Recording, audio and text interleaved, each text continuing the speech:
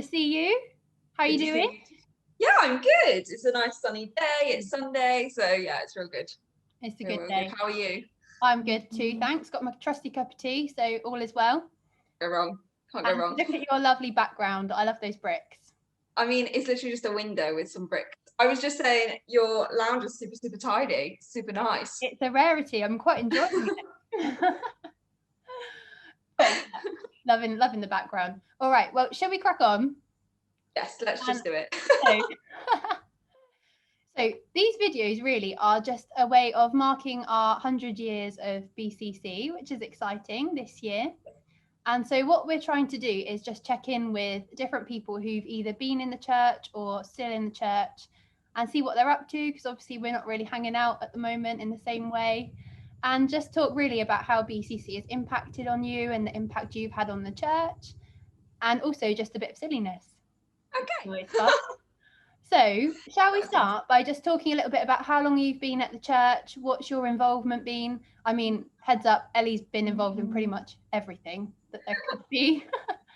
But yeah, fill us in.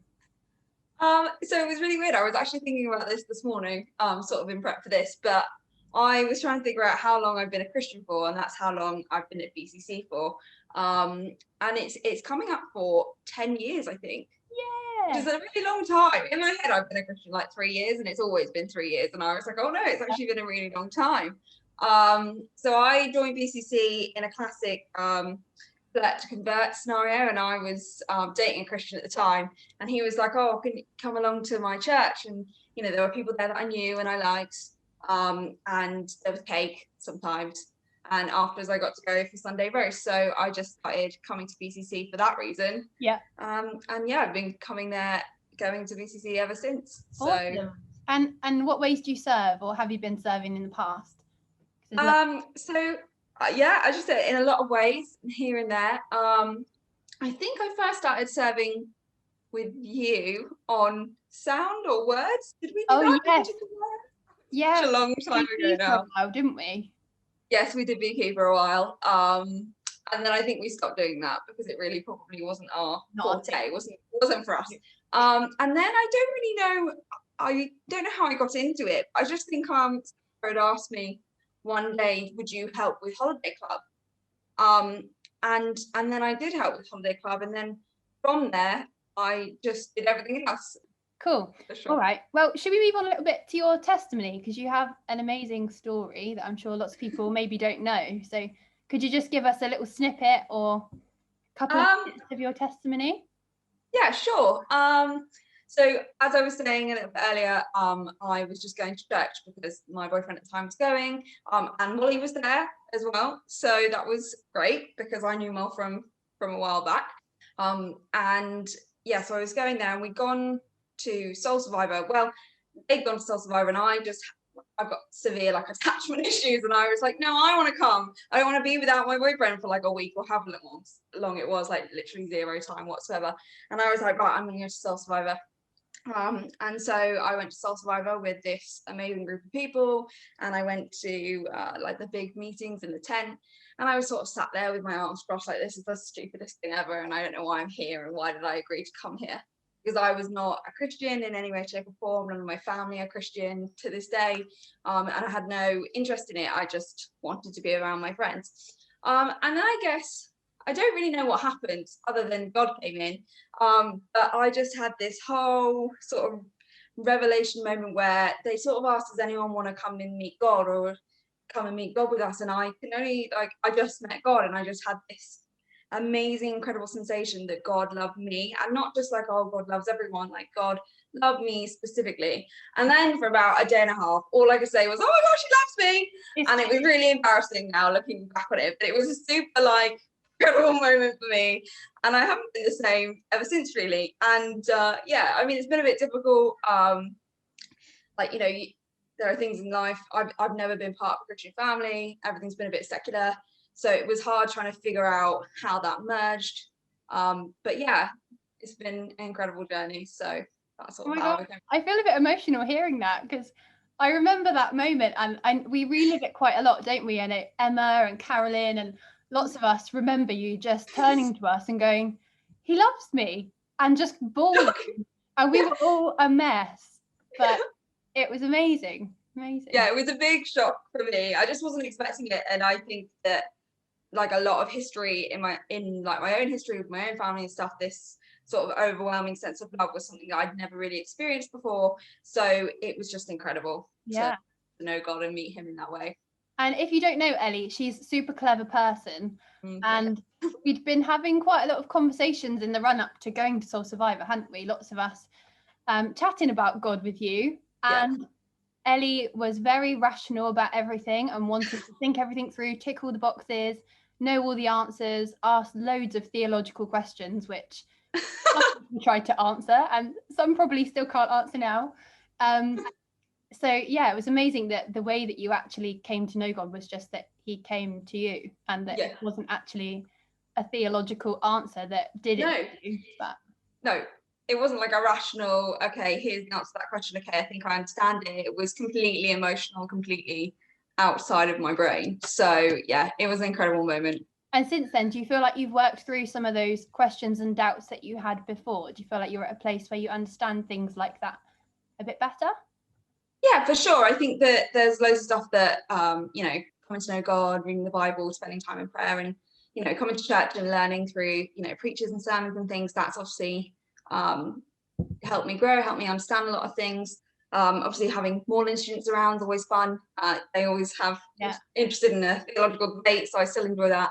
But I guess in some ways as well, it's being okay that sometimes we just don't know. And I think that's probably the biggest thing for me, that I don't need to know every single thing about everything that's happening or God's plan in its entirety, and I'm just happy to trust that he knows, even if I don't know the answer or no one knows the answer.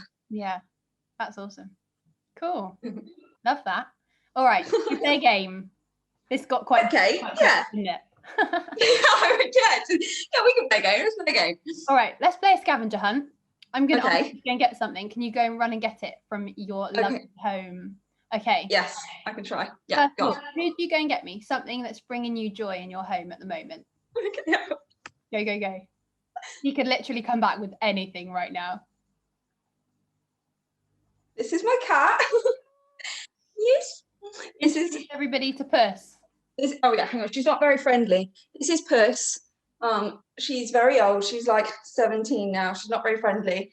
She's well annoyed. I've just woken her up from her nap. Oh no, sorry, Puss.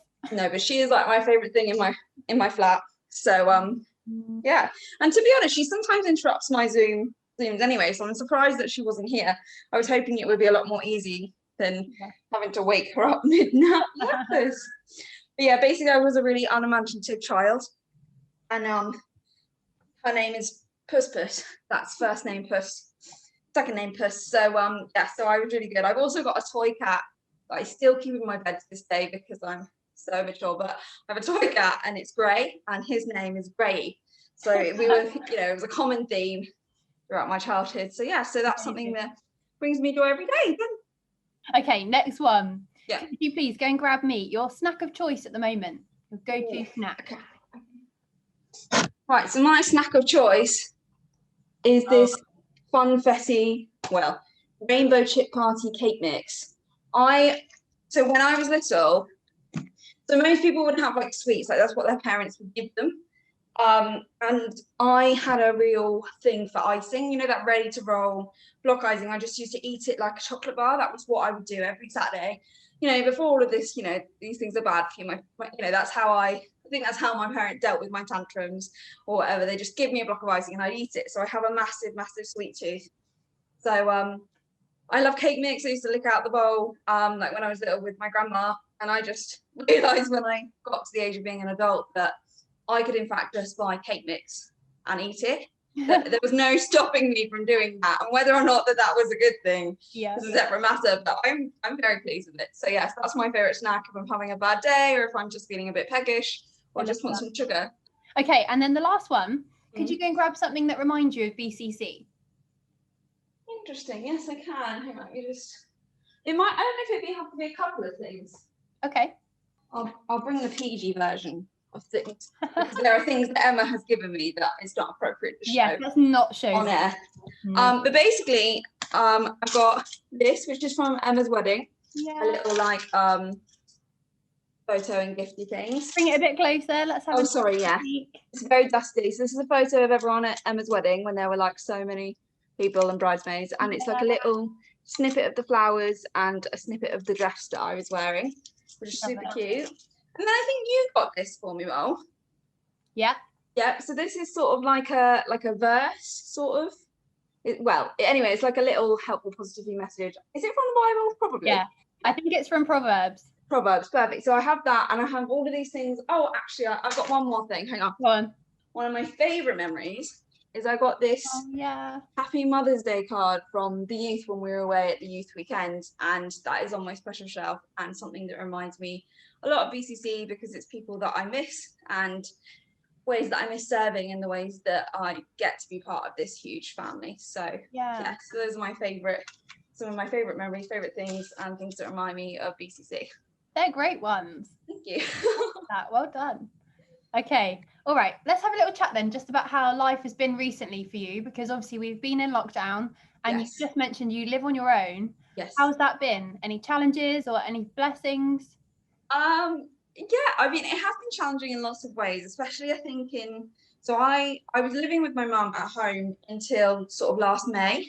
So I spent sort of the first couple of months of lockdown, of the first one, with my mum. And I think when I moved out into here, it didn't bother me so much that I was on my own because I'd suddenly gone from being with my mum and being in quite close space with her to suddenly having all of this own time, all of my own space to myself.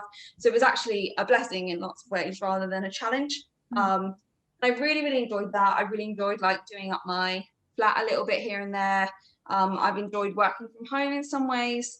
That's been a bit of a blessing. It's a much shorter commute time. I can sort of just wear my pajamas if I fancy it. So that's been really, really good. I guess, though, as sort of time has gone on, even though I'm still really loving being by myself and having space to myself, like we're in our third lockdown now. And it is getting a bit like, oh, I would like to hug someone. And it's sort of like I feel like I'm forgetting how to interact with people. I feel like that's something maybe lots of people are feeling. Like I don't know how I will sort of go back to living as part of a normal society. How do I make jokes? How do I have fun with people and not feel anxious? I think that's probably going to be, that's part of a big challenge because I suffer a little bit with being anxious. And when you don't have that reassurance in the form of, say, like body language or like tone almost, and physical action of like hugs or support, it's quite hard to sort of maintain and build, not necessarily build friendships, but maintain that close relational sort of relationship. So that has been tricky, and it's something that worries me a little bit, but I know that God has it in hand, and when the time comes that we are out of lockdown, whenever that may be, all of those relationships will still be there, and it will just maybe take a little bit of time to get back to sort of normal. Like, will we all want to hug each other? We might not know. We'll be like, oh, I don't know how to do this. But it's overall it's not been too bad. I don't mind it so much. I'm just looking forward to, I don't want to have another birthday in lockdown. Like that's no. And your birthday's May, isn't it? Hopefully it is May. Yeah, so I moved into here like on my birthday or the day after, and I don't really fancy being on my own for my birthday. So we'll see, but it's all right. If not, it's not the end of the world. It's just as I'm hurtling towards 30, I really don't. Tell everyone how old you are. I'm 27 in May, so we've got only 3 years. 3 years until I'm 30. Yeah, I know, but like I guess in some ways it's been quite nice because now I'm sort of seeing time as more valuable. Like before, I was like, oh yeah, I'll just get to that when I get to it. Whereas now I have like a whole list of things that I want to do when I come out of lockdown. Like I must go and do these things because we won't always have time. And because we've spent so much time inside and not being able to do anything, I think I value time more than I would have previously. And that's probably a good thing, isn't it, that we all value that a bit more, but it feels like we've lost so much at the same time. For sure. I'm ready to be free. I want to go on holiday desperately. Ellie's a bit addicted to holidays, aren't you? Honestly, it's quite funny. So Abby always jokes that if I'm not at youth or at kids it will be because I'm on holiday, which is all pretty much always What true. country is she in now?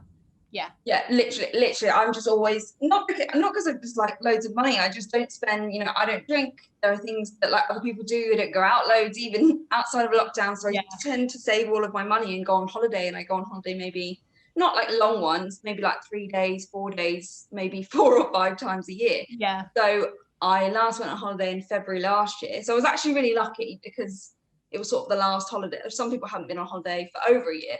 Yeah. Or longer.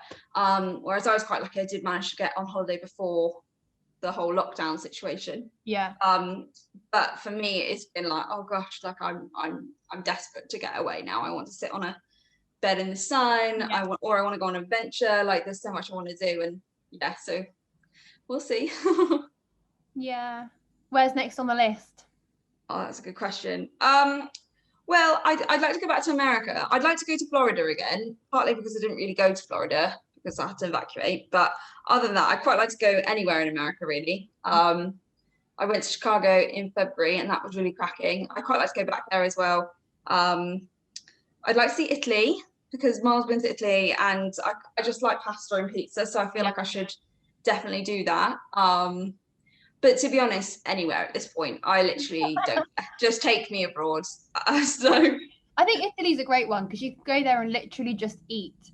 We went there for our honeymoon and we were given lots of honeymoon money by people, which was lovely for wedding gifts. Yeah. And we spent it all on pizza and ice cream. It was the best. So I'd recommend that highly. Okay, I'll keep that in mind. Yeah. They for sure, Italy. Yeah. Favorite food. Nice. All right. Well, shall we finish off with 3 quick fire questions? Yes, go for it. I will let you carry on eating your cake mix and play. I'm living my best life. Okay. Yeah. Number 1. What's the best TV show you've watched lately? I've watched so many. I'm currently watching Cobra Kai. So I'd messaged Keith about this because he said I needed to watch the original films first. So I tried to watch the original films and I couldn't really get into it. But I did watch them and then I started watching Cobra Kai and actually it's super great and I'm really enjoying it. So you recommend that to anyone? Yes, I would at the moment. It's fun. Yeah, it's good. Okay. Number 2, book recommendation. Oh, that's a tricky one. I love reading, as Molly knows. I'm currently reading Dune. By June, like a sand dune, like June. I think it's by Frank Herbert, but I'm not 100% sure. And it's like the original sci-fi novel. Like I think it came out in the 1980s or the 1960s. Like it's quite old. But it was like the original sort of science fiction novel of its kind. So I've been reading that, and that's really, really good. Yeah, so that's what I'm reading at the moment, and I would recommend it. Yeah. Awesome. And last one, what has God taught you in the last year? I'm sure there's loads of things. What's something that comes to mind? Oh gosh, I guess that even in unsure circumstances and things that we can't be maybe in control of, like there's all this stuff in my life that I thought that I was in control of previously, but actually God is in control of more things, of everything in more ways than I realized. And actually my idea of me having control is something that's just gone completely out the window and probably something that needed to go completely out the window. So yeah, amazing. Yeah. Thank you so much. No worries, anytime. Great. I feel like I've just listened to it preach. So sorry, I did think to myself, I should ask questions to Molly back, and I just didn't know if that was the dealio here. So I was like, okay, well, I'll just answer your questions. No, that was great. It's really good. All right, well, let's say goodbye. Okay. And I'll say goodbye on here, and then we'll say goodbye after. Okay, cool. So, let's say goodbye. Thank you so much. Bye, everyone. Bye. Thank you. Bye. Bye.